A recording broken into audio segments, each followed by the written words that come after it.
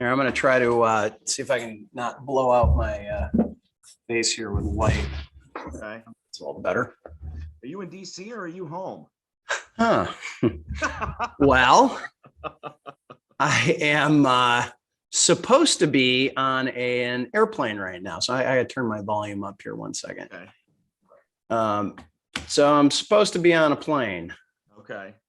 And I got to the airport through TSA, walked up to the gate and saw that it was delayed, which then caused me to miss my connection in Detroit, which then didn't make sense to stay on that rescheduled flight. So I'm now doing I was either take a 1:30 that gets me in at like 5 in Grand Rapids, or a 3 o'clock direct that gets me in at 4:40. So, Okay. so I'm on the 3 o'clock. Oh, good grief. One of those days, huh? What's that? One of those days, huh? Yeah, it kind of has been. But it's kind of been one of those weeks, those years already. So Yeah. there, let me try to make You let me know when you're ready and we can get moving. yeah. Try not to make it look like a complete mess here. So let you see my better half behind me. Right over your shoulder. Yes. That's where she's usually lurking. You know. Yeah, making sure you're doing what you need to be doing, right? That's shining on it.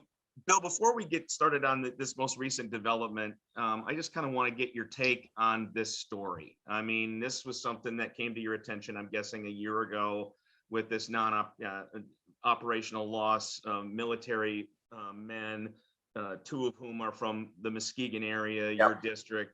Just your thoughts on when you heard this news and what was going on within you and what you felt you wanted to try to do.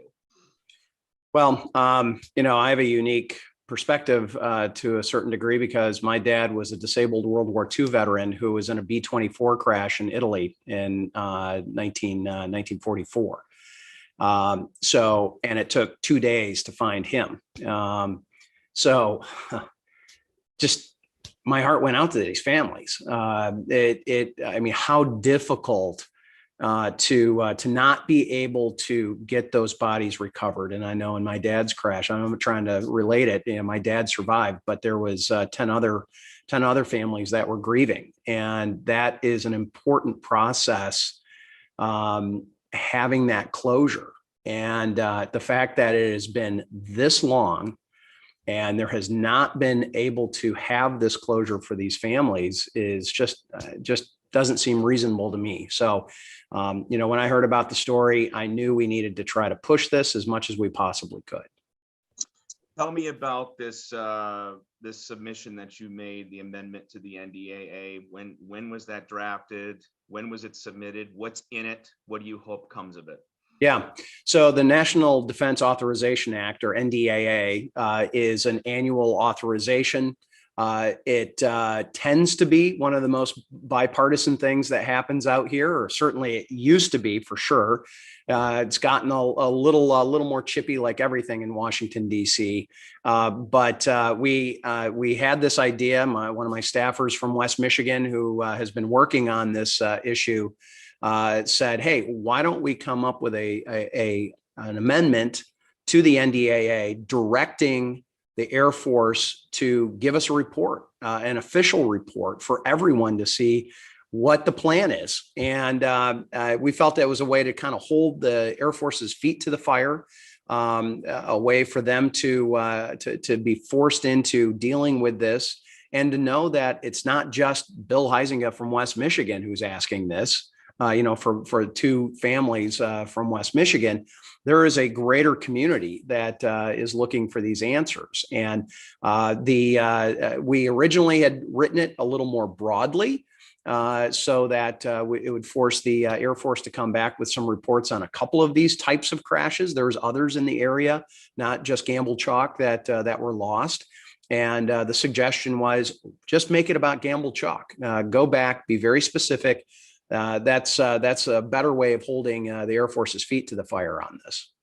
So it looks like there's a couple of things in here. I'm seeing you want a status update on the recovery operations, detailed plans for a recovery operations timeline, Yep. and a summary of other Air Force operational losses that have not been recovered. You kind of mentioned that, but you're definitely holding their feet to the fire with those. Are those the only asks, or are there others? Yeah. And actually, that third ask is what what's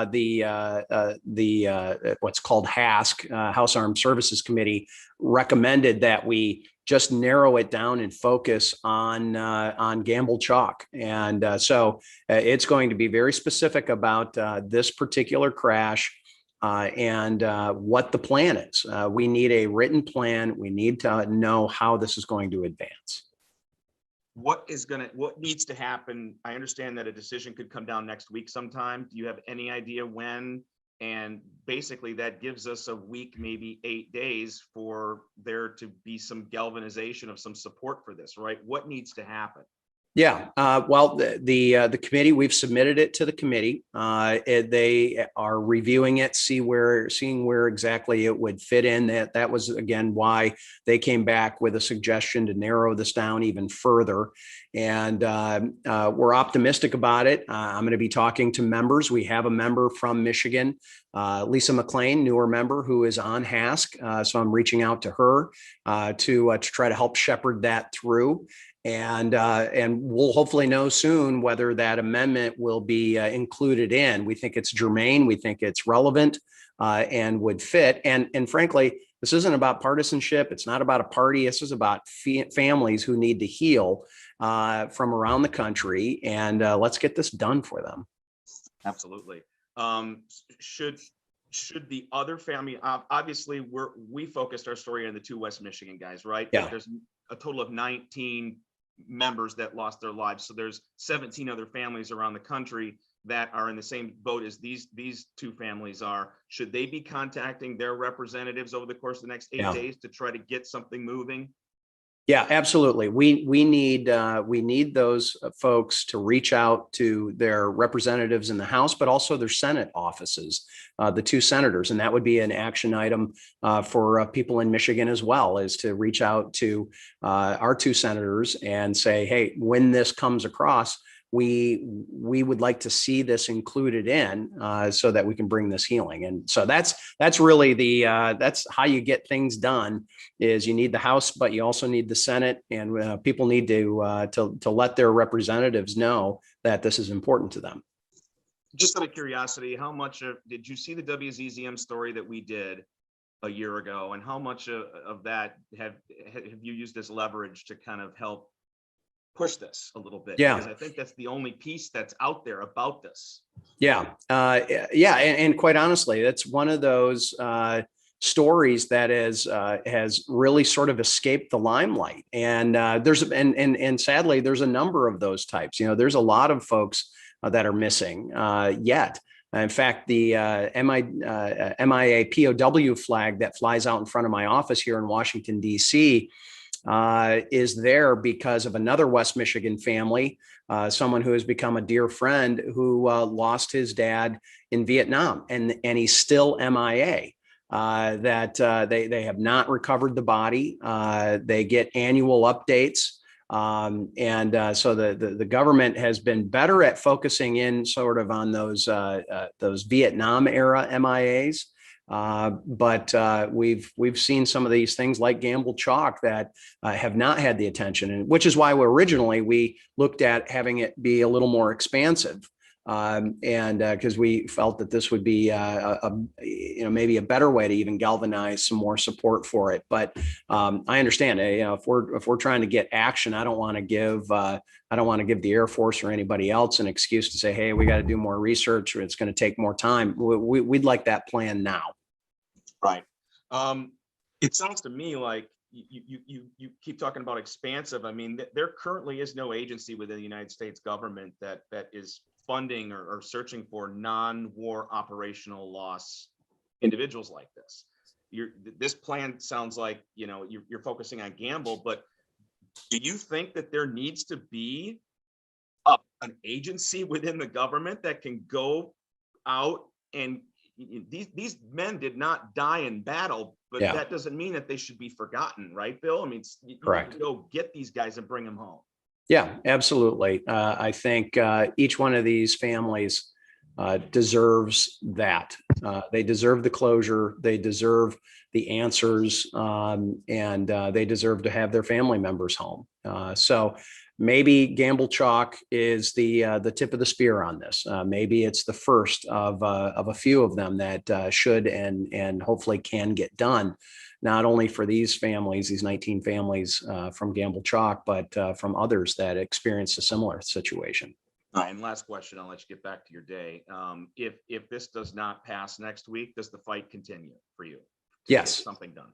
Okay. Yeah, absolutely. I mean, we've been trying to come up with innovative ways to tell the story, to get the word out.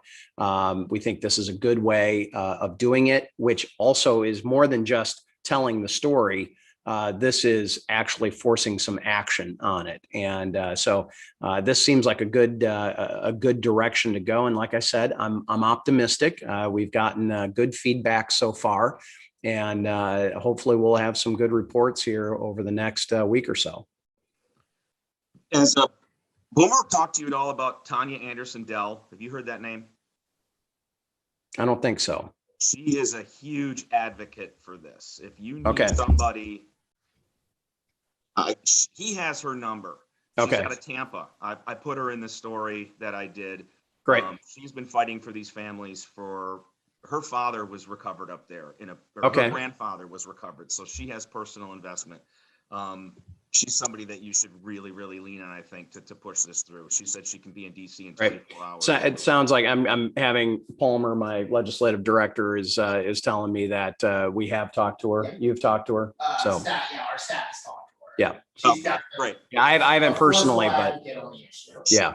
So that's she's the kind of person, man. We latch on to this. It's somebody like that. She's going to be lighting up Marco Rubio and Senator Scott, and she'll light them up, Bill. Yeah. I'm telling you what, this woman is, she's everything. Awesome. Trust me. All right. Well, hey, I'll let you get back to your day. Get your flights right. Thank you so much. Cheers.